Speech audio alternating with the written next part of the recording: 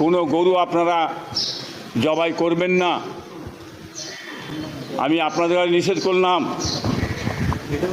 আপনারা যখন গরু জবাই করবেন আপনাদের কাছ থেকে চাইবে, নোটিশ চাইবে, আপনাদের কাছে 15 বছরের গরুর, 14 বছরের গরুর বয়সের ডকুমেন্টস চাইবে এবং সেগুলো আপনারা দিতে পারবেন না। প্রশাসন এসে আপনাদের কাছে জুলুম অত্যাচার করবে। হয়তো অনেকে জড়িয়ে যাবেন। কোরবানি দিচ্ছেন, অনেক জায়গায় বলছেন যে কোরবানি দিয়ে দাও, কোনো চিন্তা নেই, চুপি চুপি দাও, ভিতরে আড়ালে দাও, তার কোনো ডকুমেন্টসে নেই, মুখে বলছে, লিখিত দিচ্ছে না। কোরবানির পরে হয়তো দেখা যাবে ডাক করবে, আপনি কোরবানি দিয়েছেন, খবর পেয়েছি, থানাতে ডাকবে, আপনি ডকুমেন্টস দেন 15 বছরে, দিতে পারবেন না, তখন জেলে যেতে হবে, নয় 2 লাখ 5 লাখ টাকা ফাইন দিতে হবে।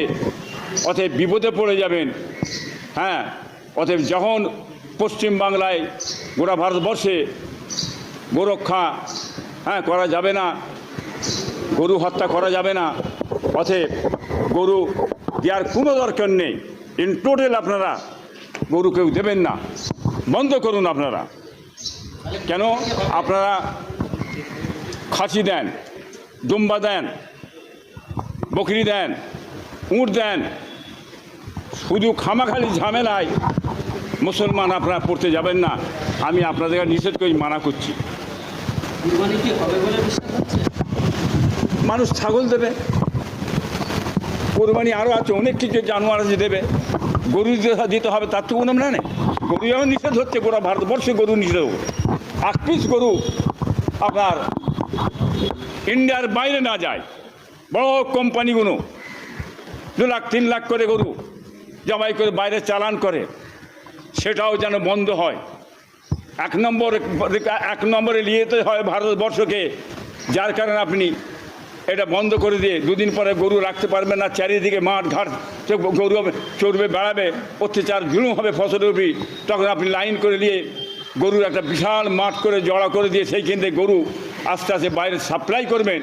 সেটাও কিন্তু একটা পলিসি এই সরকারের চলছে বলে মনে হচ্ছে আমাদের। অতএব আপনারা গরুর দিকে যাবেন না, আমি নিষেধ করছি আপনার সকলকে।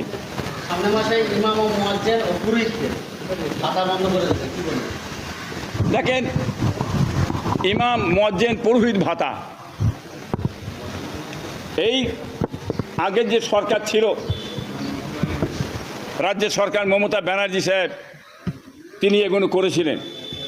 আমি তখন বলেছিলাম, আজ 15 বছর ধরে আমি এইটার প্রতিবাদ করে আসছি, তার অবসান কিন্তু ঘটেছে।